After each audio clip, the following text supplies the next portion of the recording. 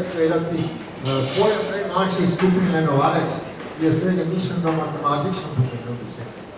V tem primeru je recimo človekodostojanstvo gotovo najmanjši skupni imenovalec, če to gre za zelo veliko zadevo, je pa to zelo manjši skupni imenovalec. Kaj ti pričakoval bi, da bi našli še več, poleg tega. Kaj ti skupni imenovalec je tisto, kar združuje različne množice idej, kjer se množice med seboj presekajo in pride do presečne množice. In so te ideje skupne. In večja, ko je ta presečna množica, bolj je družba stabilna in boljša je njena prihodnost. Če je ta presečna množica zelo majhna, je njena prihodnost nestabilna in gubljiva. Če pa te presečne množice ni, potem je pa boj vsakogar zoper vse in srede prihodnosti ni. Zanesljivo ni. V Sloveniji se mislim, žal, zelo bližamo temu, da imamo najmanjši, zelo minimalni skupni imenovalni vse presečne množice, ali pa se kar je še celo huje. Se delamo, da ga imamo. Navzven govorimo, da ga imamo, v resnici pa delamo drugače. To je Slovenija. Skrajno deviantno ravnanje, kajti to privede do takšne stratifikacije v družbi, da takšna družba nima prihodnosti. Mi bi morali graditi na tem, da ta skupni imenovalec postane čim širši. In točno definirati, kaj vam vrsti. Gotovo je pa človekodostojanstvo je posebno in gotovo je temeljno v tem ni pa samo v sebi to že doma. Morda nisem želel biti provokativen, ampak navrnil sem pa to zamisel zaradi tega, ker je zadaj ena zanimiva psihološka teorija o komuniciranju. Človek se sovražno vede samo do nekoga, ki ga ne sprejme. Če sprejmem nekoga, in to govorimo o sprejemanju človeka in njegovega dostojanstva, če sprejmem nekoga, se začnem do njega takoj vesti, mu ne pripisujem več slabih namenov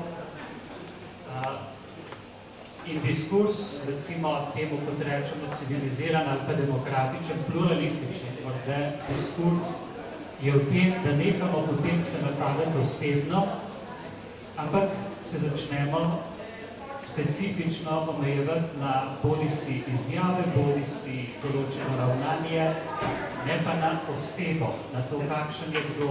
Govorimo raje o tem, kaj je nekdo rekel ali pa kako nekdo ravna. Kot vemo iz čisto preprostega osebnega življenja, če mi nekdo reče, da sem nemogoč človek, je nemogoč kakršenkoli dialog. Sem pač nemogoč človek in nemogoč človek se ne more z nekom več pogovarjati. Ko je to rekel. Če mi pa nekdo reče, da sem to slabo naredil, potem se pa lahko pogovarjala o tem, kako tisto izboljšati.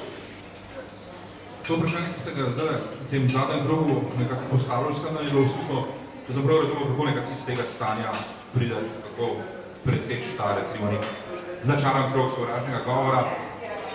Jaz mislim, da tukaj ključno vprašanje je neka vprašanje politične kulture, oziroma ne, bom drugače rekel, vprašanje neke javne oziroma diskurzivne kulture. Politična kultura seveda je integralni del tega. Politična kultura, če jo nekako razumemo kot neko kulturo politikov ali pa recimo temu političnih igralcev, seveda ni ločena iz širšega okolja. Običajno se nekako v javnem govoru predstavlja, če mislim, politična kultura je nizka in potem se pokaže na recimo dogajanje v parlamentu, razne ekscese med političnimi igralci in podobno in se nekako poskuša to stvar zameljiti. To dogajanje, seveda, ki ga tudi lahko gledamo recimo v tovrstnih političnih forumih, seveda je povezano z širšim okoljem. Nazadnje je povezano z medijskim okoljem. In če pogledamo recimo epizode, kot je bila recimo ta z temi škandaloznimi fotografijami, tukaj se lahko vprašamo, a se je konec koncev v političnem dogajanju zgodilo kaj, ki bi recimo padlo tako nizko.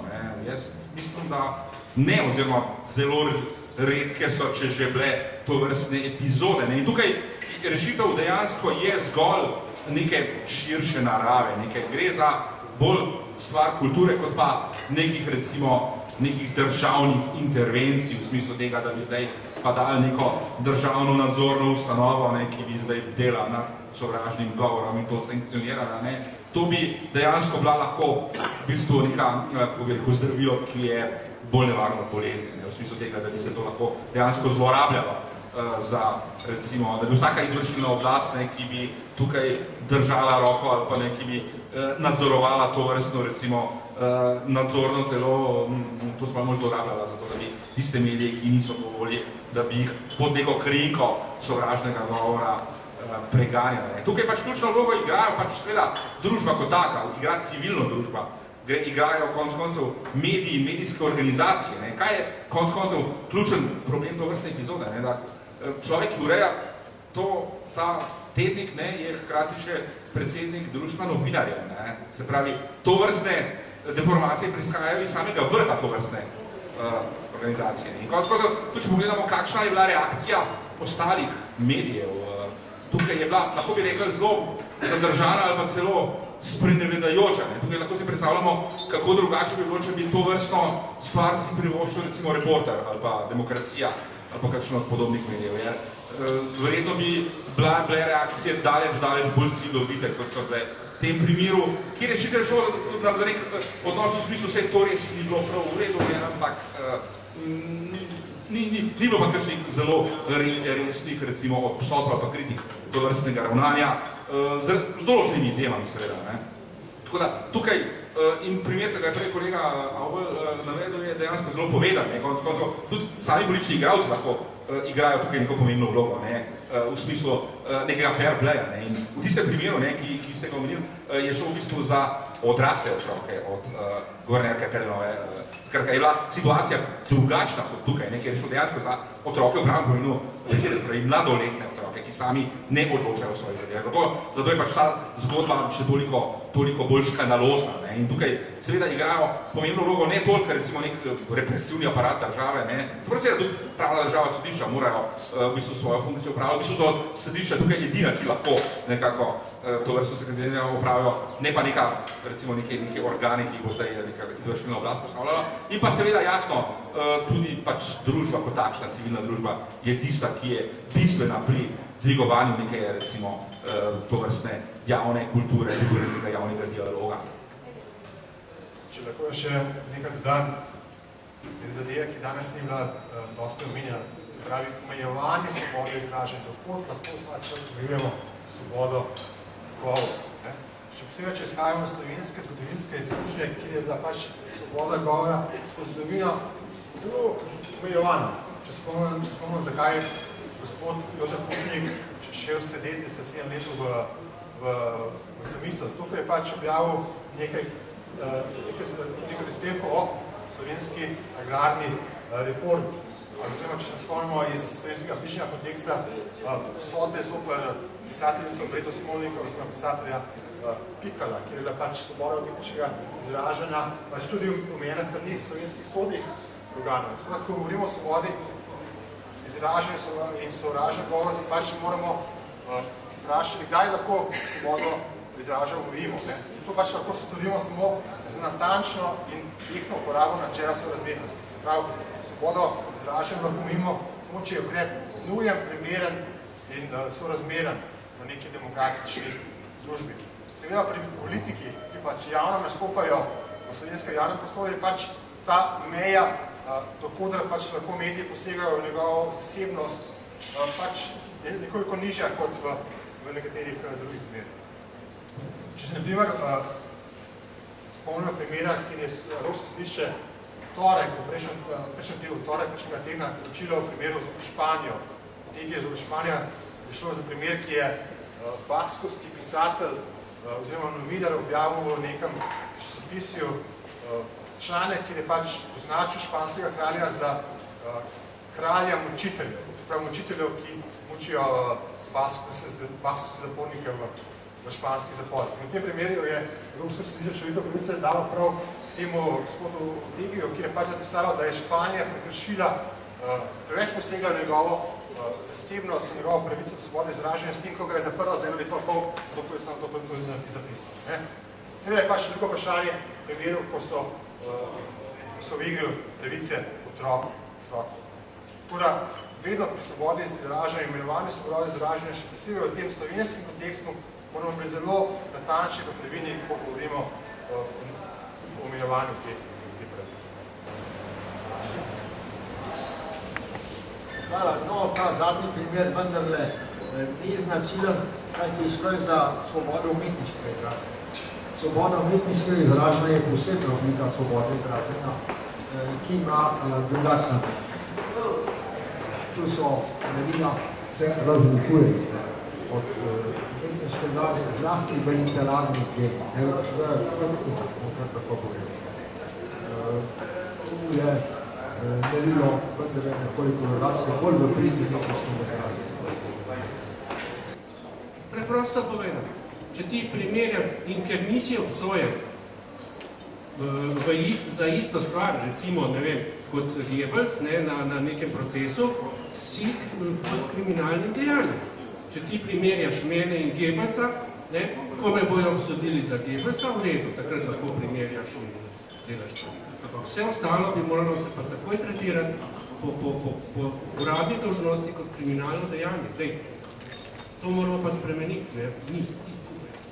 Hvala tudi vsem sogovornikom, posebej vesel sem bil besed spoštovanega gosta, ki je opozoril tudi na vprašanje verske svobode. Kajti zanimivo, da časopis Družina, od katerega sem to najbolj pričakoval, tega žal ni opazil. Namreč niti slučajno ni bilo naključje, da je bila izbrana taka slika. Kajti še en element je bil tukaj prisoten, ki je po moje pomemben in bi želel, da morda spregovorimo še nekaj o tem ta večer. Kajti, ko smo sprejemali nov kazenski zakonik, smo imeli priložnost poslušati tudi nekatere iz kazensko-pravne katedre Ljubljanske univerze, tudi nekatere druge pravne strokovnjake, in so opozarjali, da tista najbolj sporna, najbolj zavržena in seveda inkriminirana oblika sovražnega govora je takrat, ko izpolnjuje 3 pogoje, da to ni enkratno dejanje, ampak da ima vsaj neko ponovitev. Drugič, da gre za očitno omalovaževanje sogovornika oziroma nasprotnika, poniževanje, razčlovečenje. In tretje, da je prisotno tudi utemeljevanje tega početja, obrazloževanje ali na nek način zagovarjanje. To pa je točno tisti element, ki ga je v tej isti Mladini dodal Gregor Repovž kot urednik Mladine in nažalost tudi hkrati predsednik Društva novinarjev Slovenije. Kajti on je izrecno zapisal trditev, ki gre približno tako, da v določenih primerih, navedel je 2 osebi, mene in pa predsednika SDS gospoda Janeza Janšo, naj bi bilo pa vendarle tudi možno ljudi primerjati z nacisti. V danem primeru pa moram odkrito povedati, je najbolj boleče zame to, da so kot sliko izbrali človeka, ki je svoje otroke pobil. Jih je zločinsko pomoril na koncu svoje poti. Veste, nimam se za idealnega kristjana, nimam se za idealnega moža, sem pa dolgoročen. In vam zagotavljam eno stvar, da bom vsa pravna sredstva, ki so na razpolago, ubral za to, da bom zaščitil integriteto svoje družine, vse pravice, o katerih ste govorili danes, in še nekaj. Pravico, da vzgajam otroke skladno s slovensko ustavo, kajti ustava mi daje to pravico, skladno z vrednotami, za katere sam verjamem, da so pravi vrednote. In moderna Evropa je nastala na temelju krščanskih vrednot in na temelju zrušitve Berlinskega zidu.